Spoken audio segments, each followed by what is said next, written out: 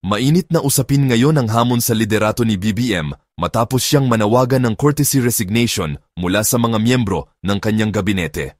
Sa halip na matahimik ang usapin, ilang dating kaalyado gaya nina Attorney Vic Rodriguez at Attorney Harry Roque ang nagsabing ang Pangulo mismo ang problema at dapat na siyang magbitiw at ipaubaya kay VP Sara Duterte ang pwesto. Mariing tinutulan ito ng Malacanang. Ayon kay Attorney Claire Castro ng Presidential Communications Office, wala raw saysay ang mga patutsada ng mga kritiko.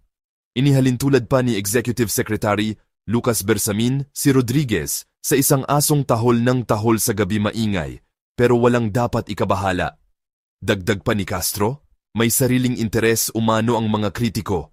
Aniya, kung si VP Sara ang maupo, baka raw mawala ang mga kaso ni Roque. Kaya tanong niya, ito ba'y tunay na malasakit sa bayan o pansariling agenda? Giit ng Malacanang, imbes na manira, sana'y tumulong na lang sa mga solusyon. Ikaw, anong masasabi mo? Dapat nga bang mag-resign si BBM at si VP Sara na ang maupo na presidente ng bansa? Comment below. CSTK channel subscribe, follow, like and share.